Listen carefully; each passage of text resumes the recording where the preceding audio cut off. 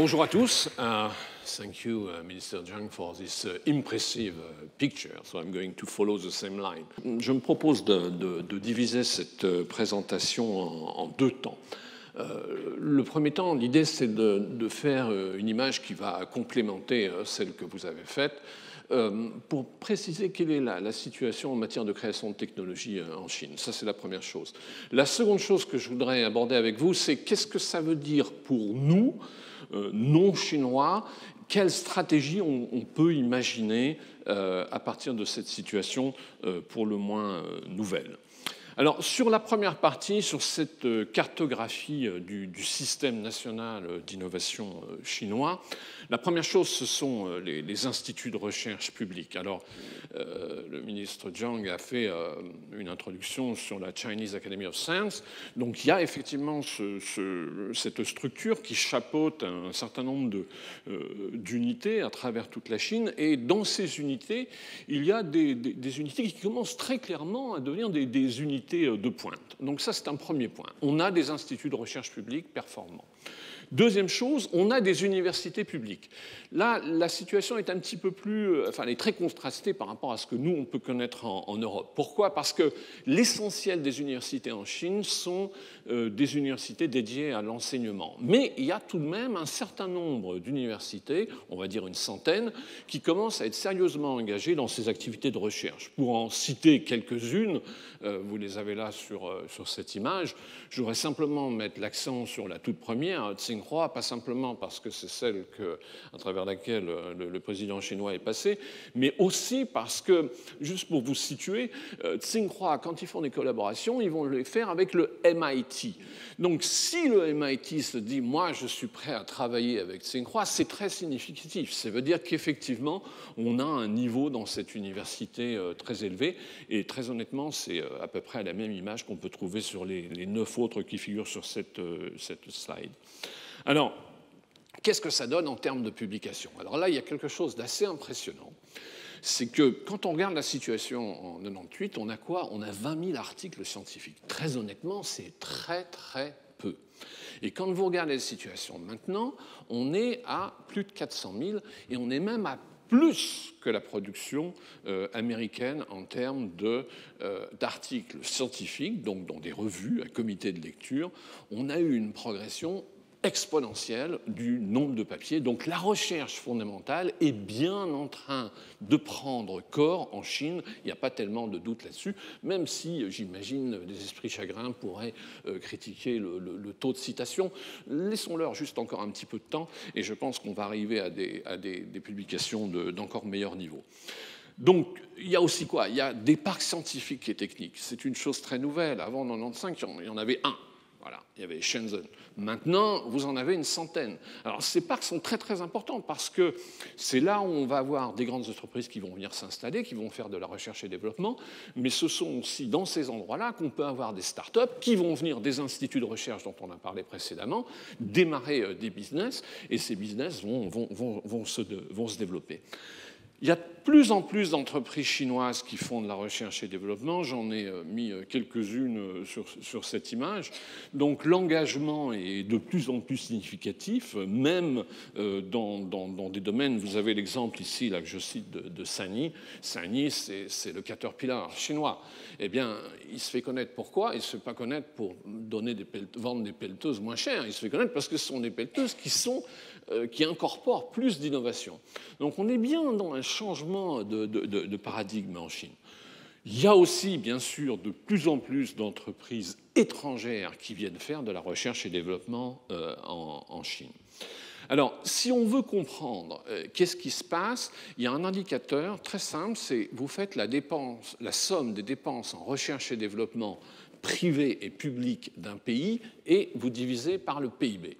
Quand vous faites ça, vous avez un chiffre qui va en gros de 0 à 4%. Alors vous voyez que la Suisse se défend très très bien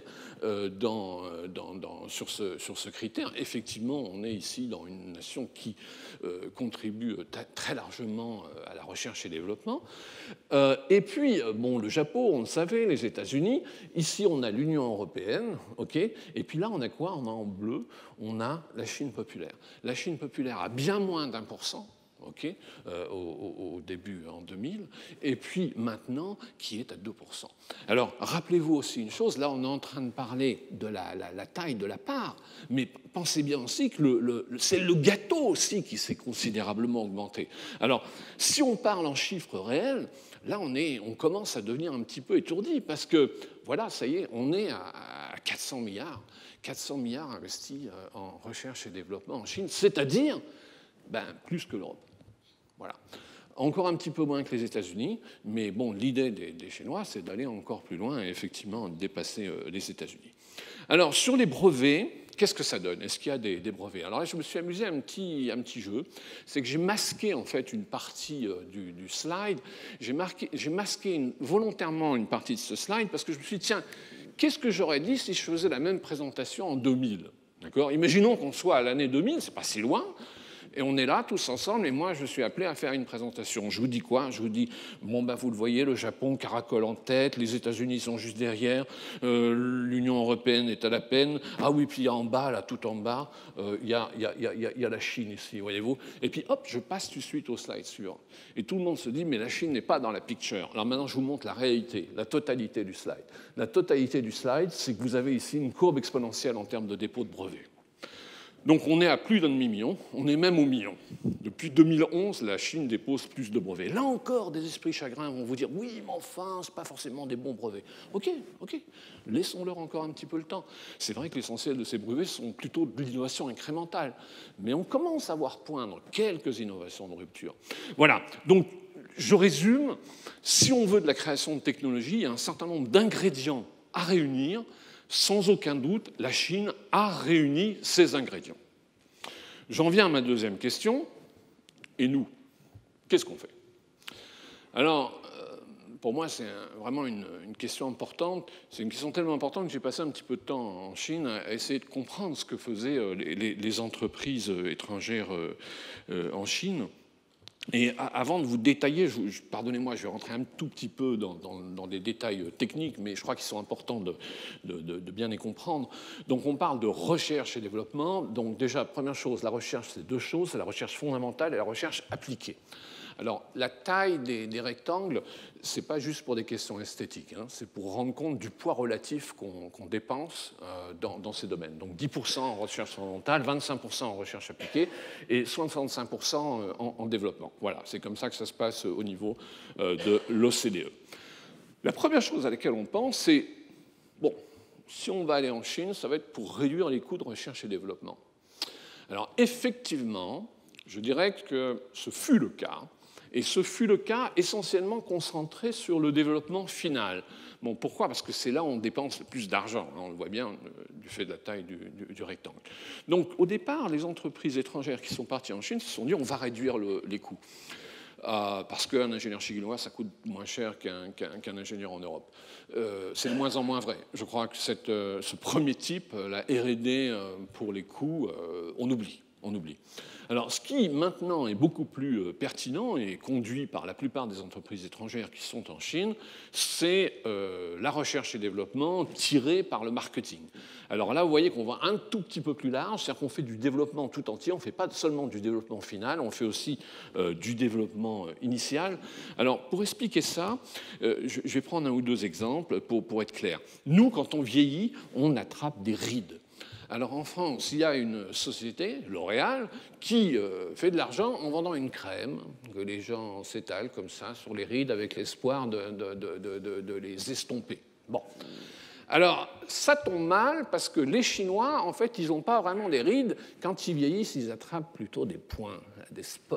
Okay. Qu'est-ce qu'on fait? On met 300 ingénieurs à Shanghai et on les fait bosser sur une crème qui va pouvoir fonctionner pour les Chinois. Donc vous voyez, les technologies que nous on développe ne sont pas forcément des technologies adaptées aux Chinois.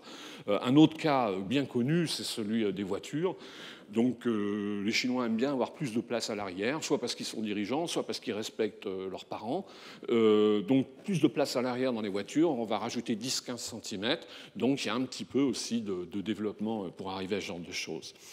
Cette locomotive, si vous êtes allé aux États-Unis, bien sûr, vous l'avez vue. Si vous êtes allé au Tibet en train, hein, le ministre recommandait l'usage du train, si vous êtes aussi monté. Donc ça, c'est une locomotive américaine, certes. Mais alors, vous le voyez, il y a un petit détail quand même, c'est ça. Hein, c'est marqué 5080. Donc effectivement, on ne règle pas tout à fait les moteurs diesel de la même façon. Et puis on doit aussi envoyer de l'oxygène dans les compartiments pour pouvoir permettre aux gens de bien fonctionner. Donc vous voyez, on adapte, ça c'est le deuxième type. Le deuxième type, c'est qu'on adapte les technologies que nous avons développées aux besoins chinois. J'en arrive à mon troisième type. Le troisième type, je rebondis vraiment sur ce que vient de dire le ministre Zhang. La situation a beaucoup changé. Il y a effectivement de la production de connaissances. Donc là, il y a un certain nombre d'entreprises qui se sont dit mais il ne faut pas qu'on fasse juste du développement. Il faut qu'on aille plus loin. Donc il faut qu'on fasse de la recherche appliquée et il faut qu'on fasse de la recherche fondamentale. Je vais prendre juste un exemple. J'ai juste développé cet exemple pour vous montrer le poids que cela peut prendre. Donc on a Pékin. À Pékin, il y a un parc scientifique qui s'appelle Zhongguancun. Dans ce parc scientifique, il y a l'université dont on a parlé tout à l'heure, Tsinghua. Vous avez 1,4 milliard de Chinois. Dites-vous que Tsinghua, ce sont les meilleurs étudiants en sciences qui arrivent là-bas. Microsoft, qu'est-ce qu'ils font? Ils font construire ça, d'accord? Pour accueillir quoi? Pour accueillir 3000 personnes en développement et 300 personnes en recherche. Et bien sûr, ces jeunes-là, on va aller les chercher où? En allant à Tsinghua, en leur disant, mais écoutez, c'est simple, hein, vous voyez, on n'est pas très loin, venez. Donc, vous voyez le raisonnement. Le raisonnement, c'est les choses changent. Il y a des connaissances qui sont développées en Chine. Maintenant, il est temps d'être là-bas sur place aussi pour nous considérer comme étant la Chine comme étant sur la carte de la recherche et développement mondial, donc un moyen d'accéder à des connaissances. Il y a le software, évidemment, l'intelligence artificielle, le big data, et ainsi de suite. Mais il y a aussi plein d'autres choses. Je ne vais pas les développer ici, mais vous le voyez même avec un coup d'œil rapide sur cette image. Encore une fois, dans le droit fil de ce qui a été dit dans la présentation précédente, il y a un certain nombre de domaines où on commence à voir arriver des idées franchement nouvelles. Donc je résume 3 grands types, hein, une recherche et développement tirée par l'idée de réduire les coûts, une autre pour adapter nos technologies, et puis une troisième catégorie par rapport à l'idée d'accéder à des connaissances qui existent, qui sont aujourd'hui des connaissances nouvelles, qui sont aujourd'hui développées en Chine. Donc moi, mon message, bien sûr, c'est préparons-nous. En 98, la première fois où je suis allé en Chine, quand je suis revenu, où j'ai eu l'occasion de faire une présentation de ce type, je disais à tout le monde, ne vous inquiétez pas, ils font des chemises, des chaussures, des vestes, on n'a pas de crainte à avoir. Maintenant, je ne peux absolument pas dire ça. La question que je pose, c'est est-ce que vous avez un centre de recherche et de développement en Chine? C'est ça la question que je pose. Voilà, donc le message, c'est les choses ont beaucoup changé et je crois qu'on peut tout à fait les mettre à notre profit en étant présent en Chine pour faire de la recherche et du développement. Voilà, merci beaucoup pour votre attention. Thank you.